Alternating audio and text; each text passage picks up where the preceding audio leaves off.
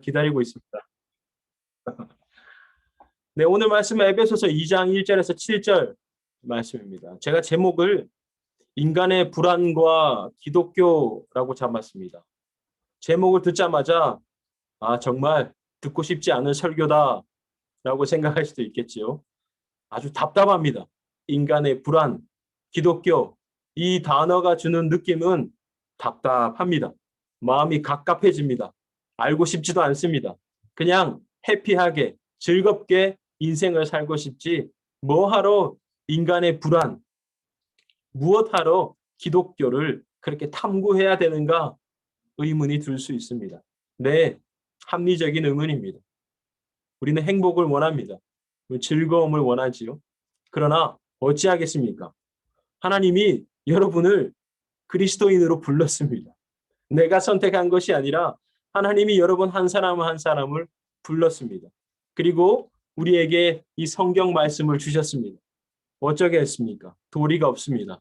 우리는 성경이 말하는 인간의 본질이 무엇인지, 그리고 성경이 말하는 기독교가 무엇인지 탐구하고 알아가야 할 의무가 주어져 버렸습니다.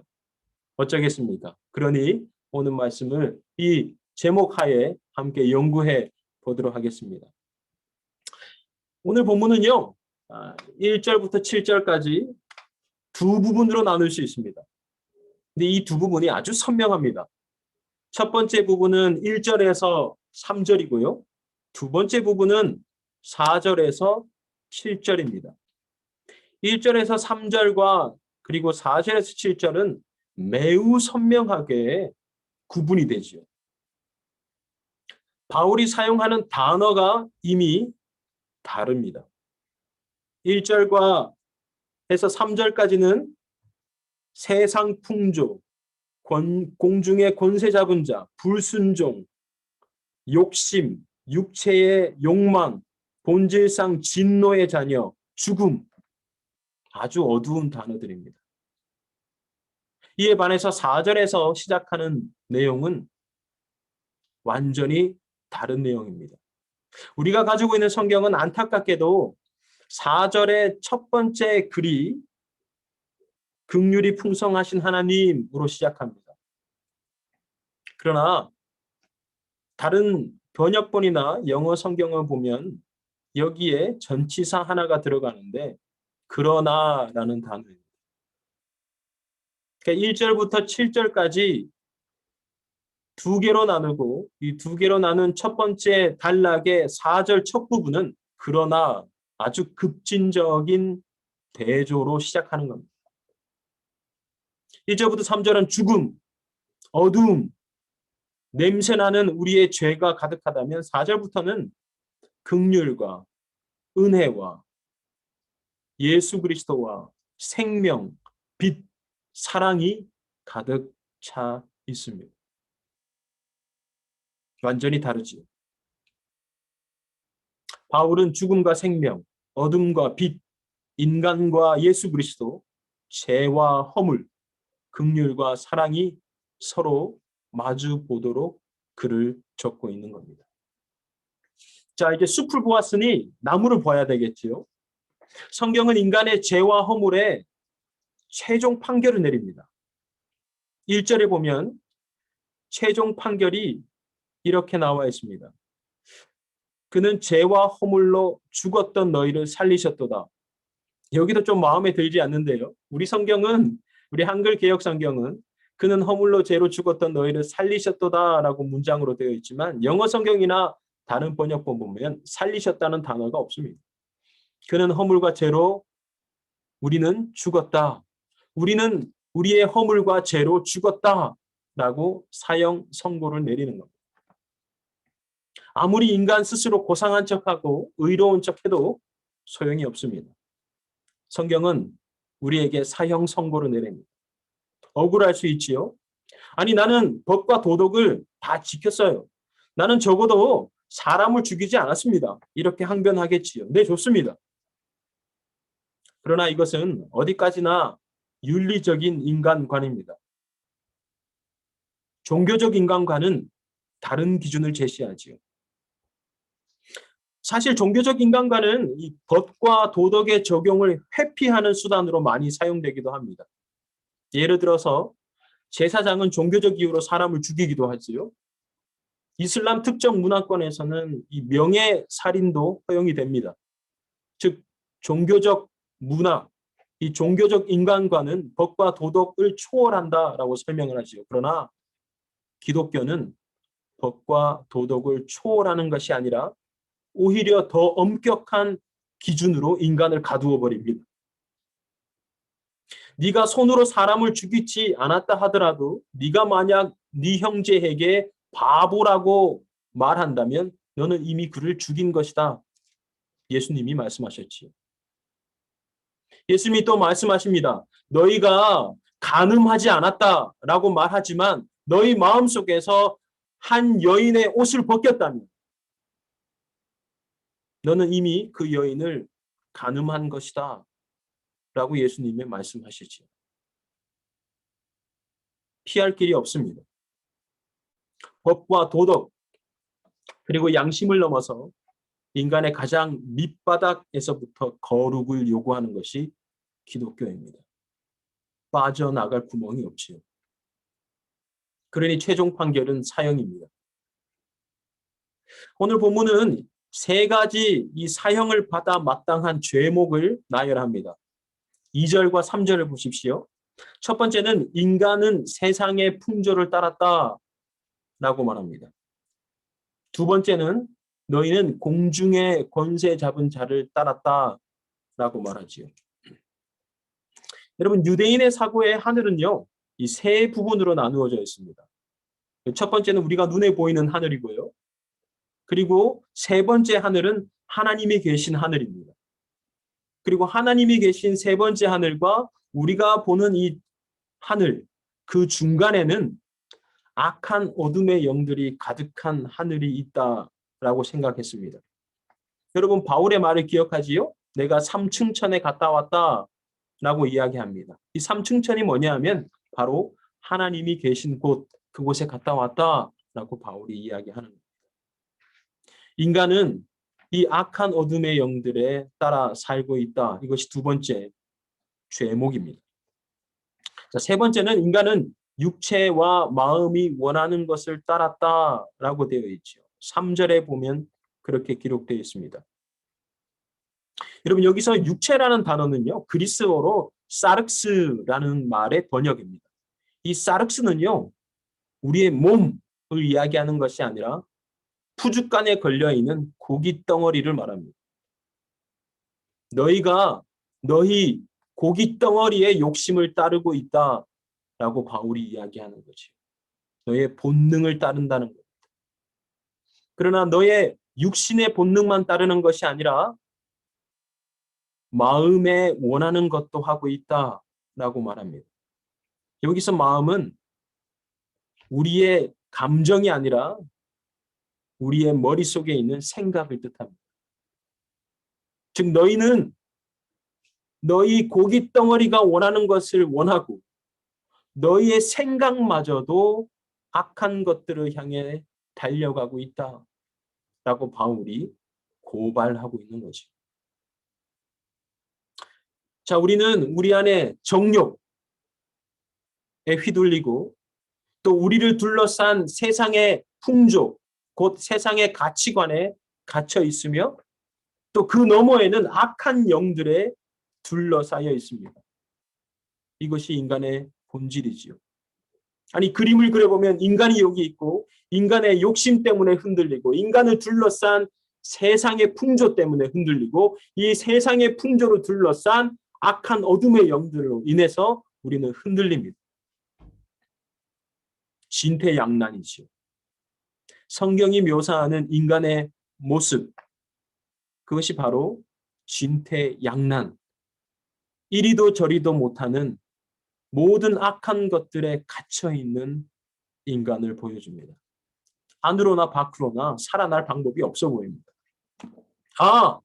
아니 그렇다면 인간에게 잘못이 없네요. 아니 하나님이 인간에게 육신을 줬고 하나님이 인간에게 마음을 줬고 하나님이 세상을 주었고 하나님이 악한 영을 허락했다면 인간은 아무 잘못이 없지 않습니까? 그런데 사형이라니 억울합니다. 라고 항변할 수 있겠지요.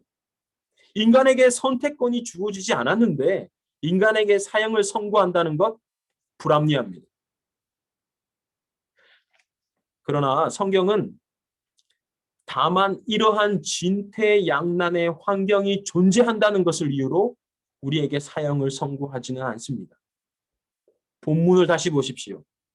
본문을 다시 보면 내 안에 욕망이 있다, 세상에 질서가 있다, 어둠의 영들이 있다라는 것이 문제가 아니라 네가 그것을 따라갔다 라고 말합니다.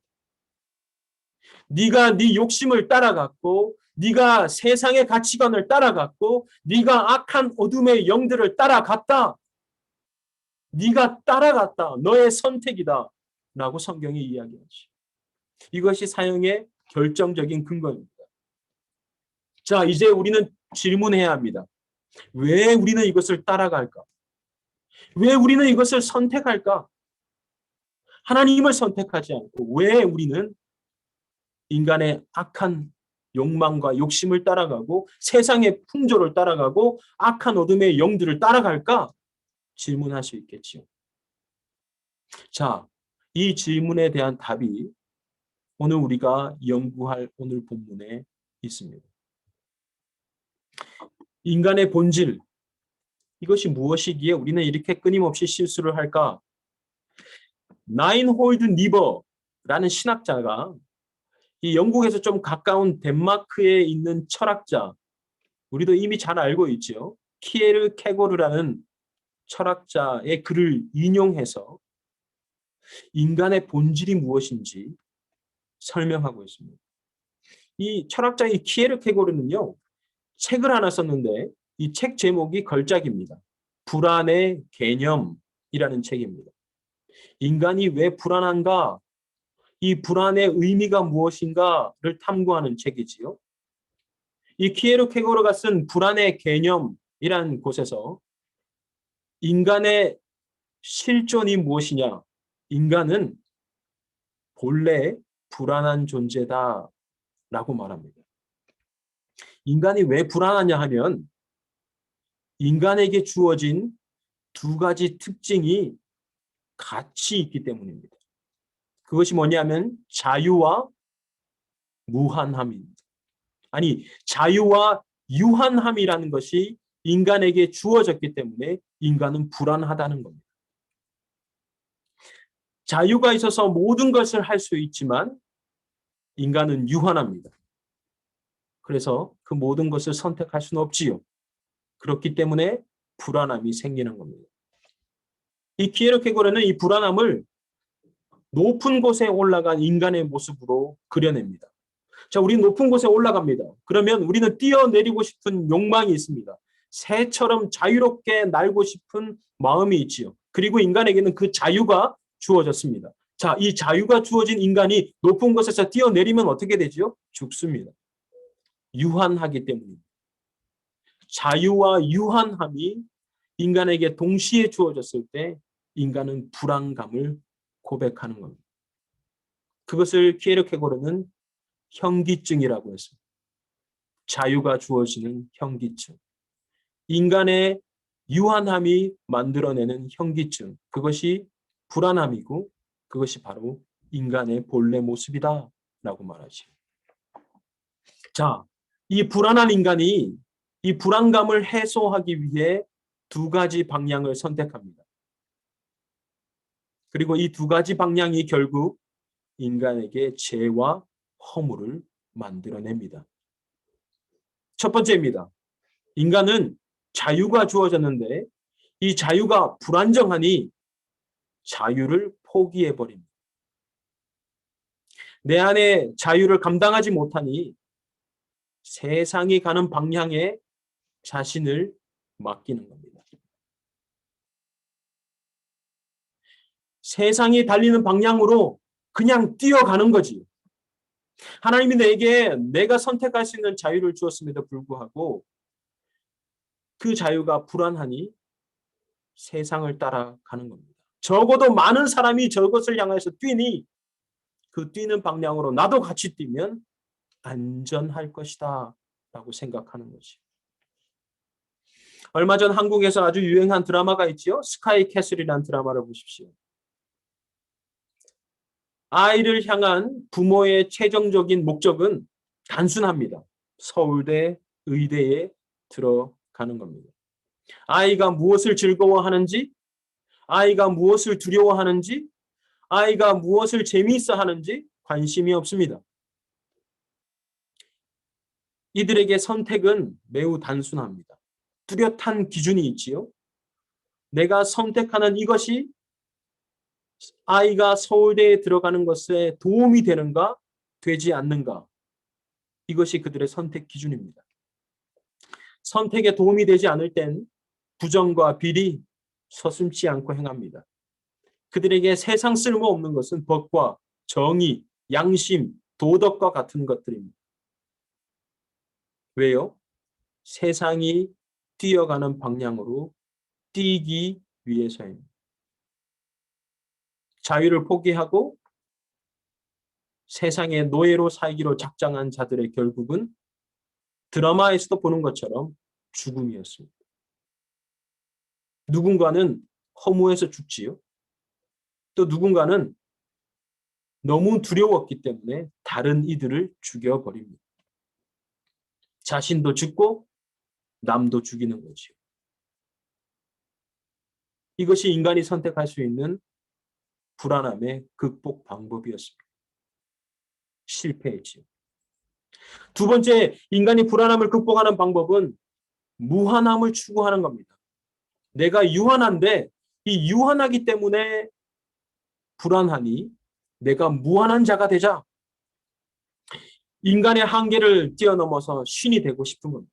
내가 신이 되면 무한해지는 거죠. 이러한 인간의 역사를 매우 흥미롭게 쓴 역사학자가 있습니다. 여러분 아마 이름을 잘 알고 있을 텐데요. 이 거시 역사학자 유발 하라리입니다. 유발 하라리는 세 권의 시리즈의 책을 썼는데 첫 번째는 호모 사피엔스, 그리고 그 책의 마지막 미래지향적인 결과, 그것이 바로 호모 데우스입니다. 무슨 말이지요? 인간은 신이 되어 간다는 거지.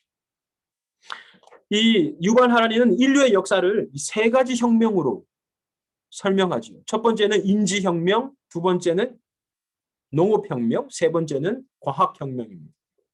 인간은요, 이 인지혁명을 통해서 동물을 극복했습니다. 다른 유인원과 다른 모든 여타의 동물보다 약한 인류가 인지혁명을 통해서 동물을 앞서고 다른 여타의 유인원들보다 우위를 점하게 됩니다. 두 번째는 농업혁명이지요. 인간이 농업혁명을 통해서 자연을 극복합니다. 많은 것을 생산해낼 수 있었던 인간은 더 이상 비와 해, 바람, 날씨와 계절에 종속되지 않을 수 있고 자신들이 만들어낸 공동체를 힘있게 유지할 수 있게 된 거지. 자, 결국 인간은 동물을 극복하고 자연을 극복하고 그 다음 인간 스스로의 유한함을 극복하려 합니다. 인간의 역사에서 인간이 꿈꾸는 무한함, 그것은 영생 또는 부유함이 아닙니다. 무한성의 뿌리는 통제하는 것에 있지요. 인간은 스스로를 통제하고 주변의 모든 것들을 통제하고 싶어 합니다. 그것이 무한함이죠. 더 이상 어떤 것에 반응하지 않고 세계를 통제하는 주인이 되려 하는 겁니다. 여러분, 병이 든다는 것 생각해 보십시오. 병이 든다는 것은 참 두려운 거지요. 몸이 아프다는 것은 두려운 겁니다. 근데 이 두려움은요, 병이 주는 고통이나 병이 주는 아픔이 두려움이 아닙니다. 병이 주는 두려움은 병을 통해서 내가 내 스스로를 통제하지 못한다는 두려움에 있습니다. 이게 괴로운 겁니다. 사실 거기에서 인간은 자신의 유한함을 경험합니다. 내가 조금 피곤하면 잘 수 있는데 피곤해도 잠이 들지 않는 겁니다. 인간이 자기 스스로를 통제하지 못할 때에 두려움이 들어오는 거지요. 이때 인간은 자존감이 무너지고 나약해지는 겁니다.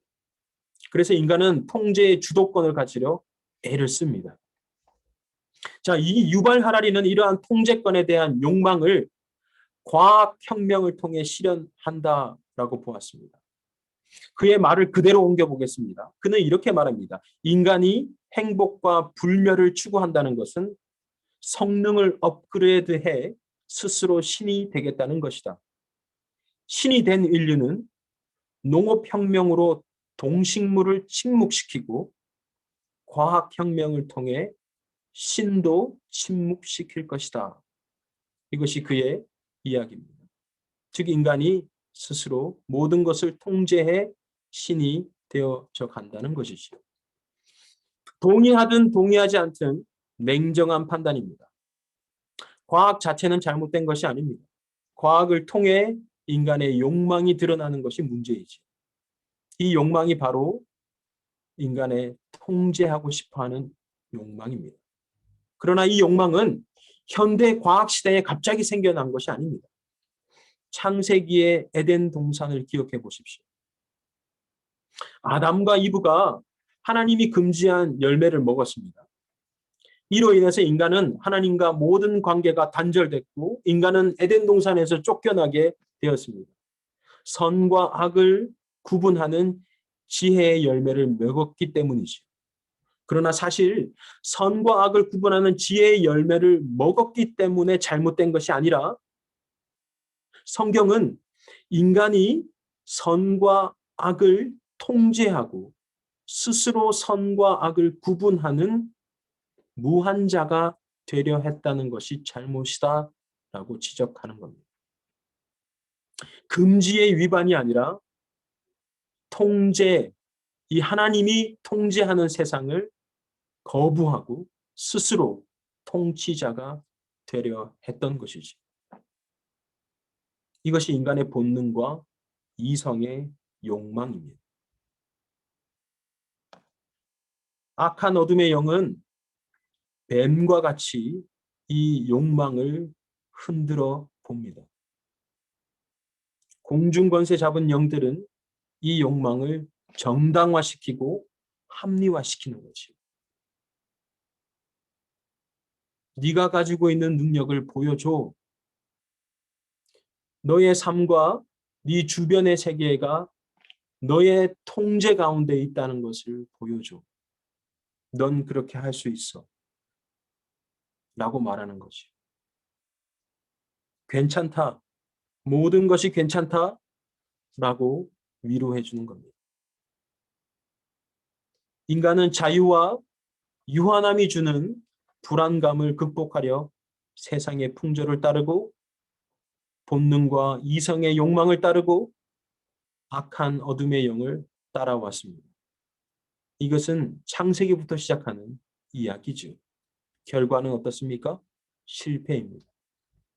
거기엔 만족이 없습니다. 거기엔 희망이 없습니다. 불안함을 극복하려는 모든 시도들은 모두 실패로 끝나거나 악한 어둠의 영에 의해서 거짓됨이 증명될 뿐입니다. 자, 여기에 종교가 등장합니다. 절망에 빠진 우리를 종교가 위로해 주지요. 너는 부족하니 신의 힘을 빌려서 다시 너의 유한함을 극복해봐라. 종교는 도전합니다. 자, 너는 실패했지? 그러나 종교가 너를 위로해 줄게. 신이 너를 위로해 줄게. 라고 접근하지요. 우리는 그것을 은혜라고 합니다.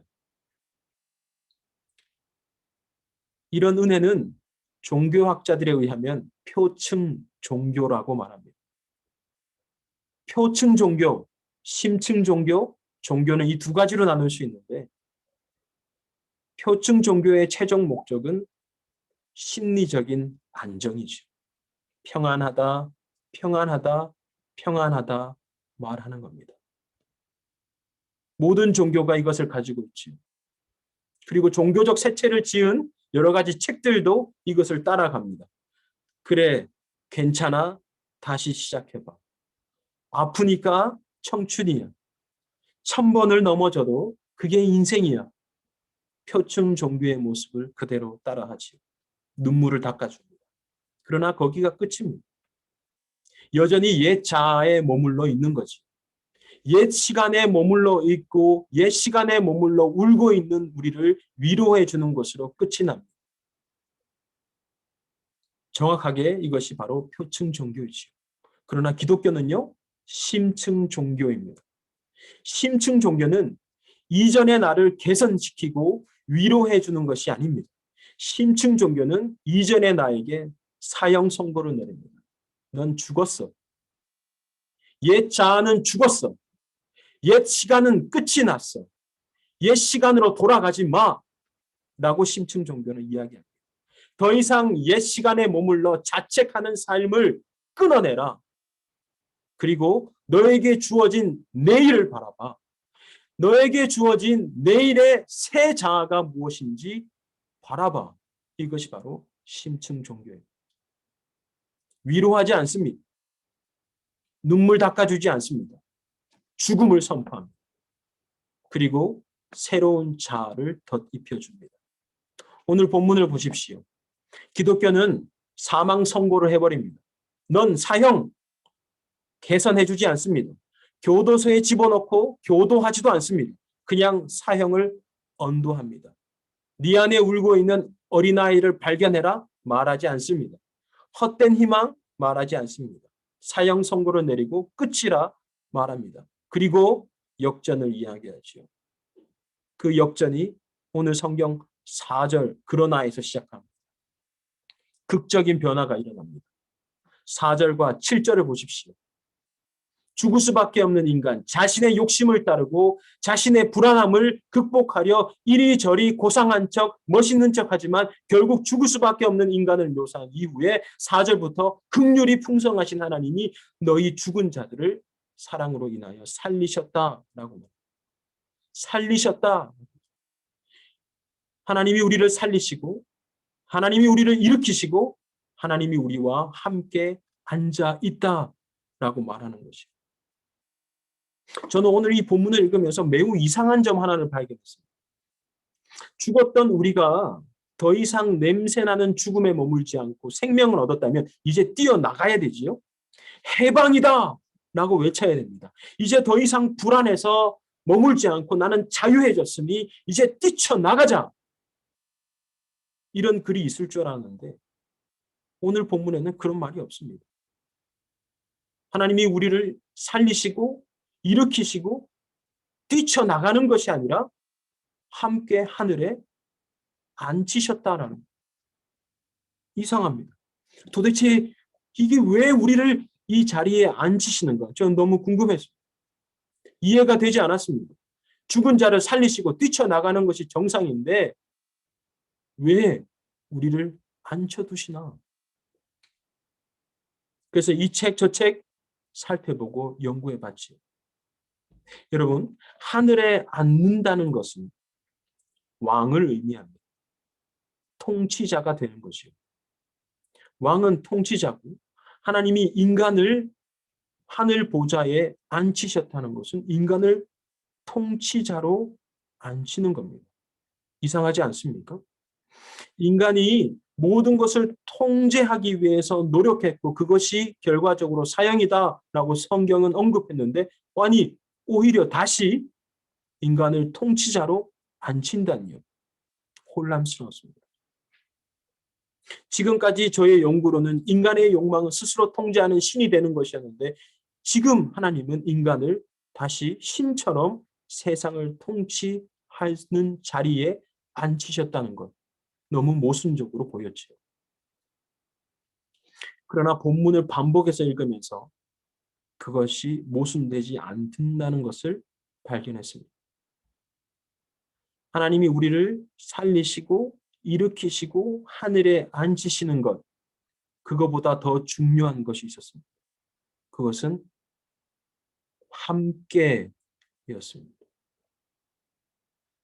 그리스도와 함께 살리셨고 그리스도와 함께 일으키시고 그리스도와 함께 하늘에 앉히셨다라는 인간의 욕망과 세상의 풍조를 따라 세상을 통치하는 것이 아니라 이제 나는 예수 그리스도와 함께 세상을 통치하는 것입니다. 갈라디아서 2장 20절 주일학교 열심히 다니신 분들은 아마 암송하고 있을 거지요. 갈라디아서 2장 20절은 이것을 정확하게 묘사합니다. 제가 읽어볼게요. 내가 그리스도와 함께 십자가에 못 박혔나니 그런즉 이제는 내가 사는 것이 아니요 오직 내 안에 그리스도께서 사시는 것이라. 이제 내가 육체 가운데 사는 것은 나를 사랑하사 나를 위하여 자기 자신을 버리신 하나님의 아들을 믿는 믿음 안에서 사는 것이라. 이제 내 안에 사는 것은 내가 아니라 예수 그리스도입니다. 왜냐하면 나는 예수 그리스도와 함께 앉아있기 때문에. 이것이 십자가와 부활의 의미입니다. 여러분 십자가와 부활의 의미는 우리를 개선시키고 발전시키는 것이 아닙니다. 완전한 죽음과 완전한 새로운 삶입니다. 누구와 함께요? 예수 그리스도와 함께요. 이제 나는 예수로 살아가는 겁니다. 내 몸이 예수의 몸이 되고 내 손이 예수의 손이 되고 내 입이 예수의 입이 되는 겁니다. 엄청난 고백이지요. 급진적인 고백입니다. 이제 나는 내가 아니라 이제 나는 예수가 되는 겁니다. 우리는 예수가 제자들의 발을 씻기듯이 다른 이들의 발을 씻기며 살아가야 하는 거죠. 이제 예수가 병든 자들과 함께 먹고 마셨던 것처럼 우리도 병든 자들과 함께 먹고 마셔야 되는 겁니다. 예수가 정의와 공의를 위해서 저항했던 것처럼 우리도 정의와 공의를 위해서 저항해야 되는 것이지요. 우리도 진리를 위해서 죽어야 하는 겁니다. 왜요? 우리가 내로 사는 것이 아니라 이제 내가 예수로 살기 때문입니다. 이것이 기독교의 부활의 의미입니다. 기독교의 부활의 의미, 기적이나 희망이 아닙니다. 부활은 실제입니다. 그래서 우리는 악을 선택하기가 주저되는 거죠. 이제 더 이상 내 몸을 나의 몸으로 사용하지 못하는 겁니다. 왜요? 내 몸이 예수인지. 이제 내 손이 예수의 손이니 이 손을 가지고 악한 짓을 하지 못하는 겁니다. 이제 내 입이 예수의 입이니 이 입을 통해서 악한 일을 하지 못하는 겁니다. 내 몸이 예수의 몸이니 이제 이 몸을 함부로 대할 수 없는 겁니다. 예수와 함께 죽고 예수와 함께 살아가고 예수와 함께 일어나고 예수와 함께 앉는 것. 그것이 오늘 바울이 죽음을 우리에게 선고하고 생명을 주는 의미입니다. 여러분의 자리는 거기에 있습니다. 이제 여러분이 예수입니다. 매우 껄끄럽게 들리지요. 이제 당신이 예수야. 작은 예수로 삶을 살아야 돼. 라고 하면 껄끄럽습니다. 그러나 기억하십시오. 우리는 고린도서에서 바울이 우리는 하나님의 성전이다 라고 말합니다. 그럼 우리는 고개를 끄덕입니다. 아, 맞아. 우리는 하나님의 성전이야. 그러나 성경은 예수가 곧 하나님의 성전이다 라고 말합니다. 아주 기초적인 3단 논법이지요. 이제 나이가 바로 예수입니다. 껄끄럽지. 그렇다면 우리는 적어도 예수 그리스도에게 뿌리를 받고 살려 노력해야 되는 거예요. 여러분 마트에 가면 포장된 꽃을 팔지요. 포장된 꽃 진짜 화려합니다.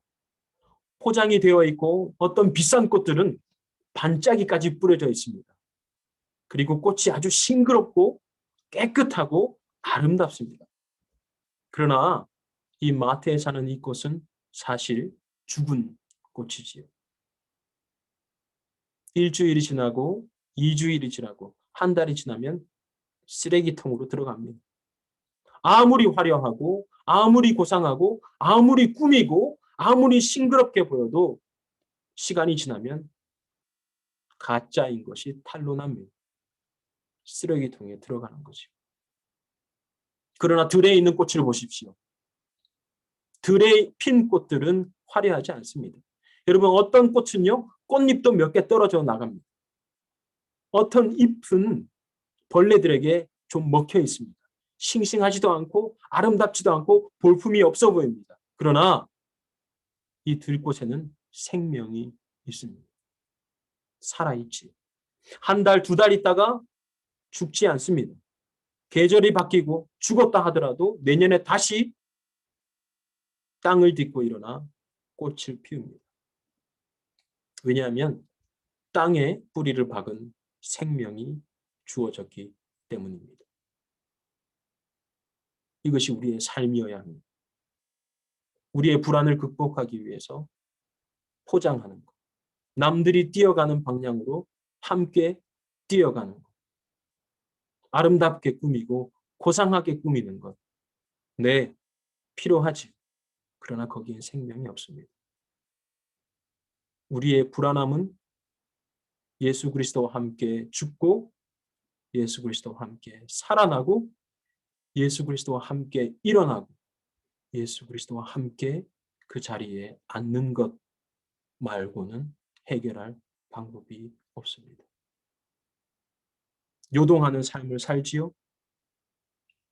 불안한 삶을 살지요?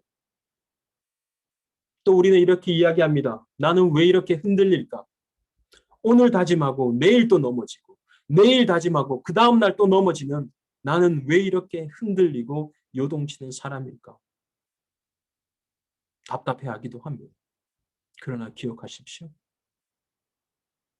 바로 그것 때문에 예수 그리스도가 우리와 함께 있는 겁니다. 우리와 함께 앉아 우리를 붙들고 있는 겁니다. 옛 자아를 위로하고 자책하는 삶을 끊어내십시오.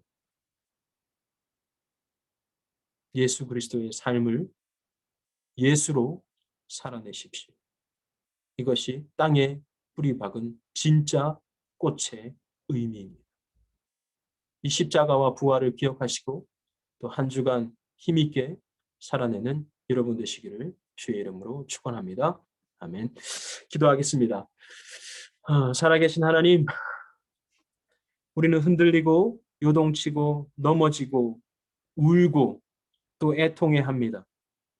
하지만 하나님, 이 옛 자아를 죽음으로 고백하게 하여 주십시오.